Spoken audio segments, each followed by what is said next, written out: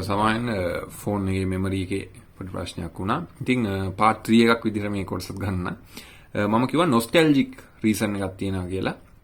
ඉතින් ඇත්තටම අපේ තාත්තලා එහෙම නැත්නම් අපේ වැඩිහිටි පරම්පරාවත් මේ කැසියෝ වොච් යූස් කරලා තියෙනවා. ගොඩක්ම affordability එක හින්දා මේ වොච් හැමතැනම ග්ලෝබලි ගිහිල්ලා තියෙන හින්දා ඒගොල්ලෝ මේවා පාවිච්චි කරලා තියෙනවා. ඉතින් කැසියෝ කියන බ්‍රෑන්ඩ් එක ගොඩක්ම ප්‍රසිද්ධ වෙන්න එක හේතුවක් ඒ නොස්ටැල්ජික් රීසන්. ඒවා නොස්ටැල්ජික් අපි කියලා කියනවා. අපි කියන්නේ අතීත කාමය කියලා කියනවා. ඉතින් ඒ හේතුවත් ඇත්තටම ලොකු හේතුවක්. මොකද මේ වොච් එකක් අවුරුදු 70ක 80ක වගේ කෙනෙක්ට ගිහිල්ලා මේ කැසියෝ වොච් එකක් පෙන්නවුවා. ඇත්තටම වුණ උනත් ආසයි. ඉතින් එහෙම හේතුවක් තියෙනවා මේ කැසියෝ බ්‍රෑන්ඩ් එක ගැන ගත්තාම. ඉතින් මම හිතනවා මම සාමාන්‍ය ටිකක් ලොකු විස්තරයක් කරා කැසියෝ කියන බ්‍රෑන්ඩ් එක ගැන. ගන්න කෙනෙක්ට පොඩි අයිඩියා එකක් එන්නත් කැසියෝ බ්‍රෑන්ඩ් එක කියන්නේ මොකක්ද කියලා පොඩි අයිඩියා එකක් එන්නත් තමයි මේ වීඩියෝ එක කරේ.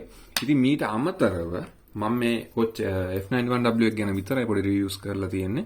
ඉතින් මේ මෙතන තියෙන watch හැම එකක් ගැනම ඉස්සරහට මම වීඩියෝස් දානවා සහ ඉතාමත් වැදගත් දෙයක් තියෙනවා. fake Casio. මම හිතන්නේ ගොඩක් කට්ටිය එහෙම මෙහෙන් කතා කරනවා group වල මම දැකලා තියෙනවා ප්‍රශ්න අහනවා.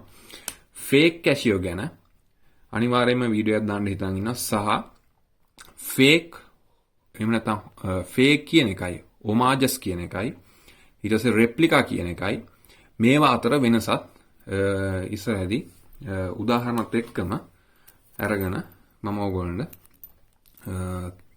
වීඩියෝස් දාලා පෙන්නන්නම්. ඉතින් මම හිතන්නේ මේ වීඩියෝ එකෙන් මම කැෂියෝ ඉන්ට්‍රොඩක්ෂන් එක නතර කරනවා.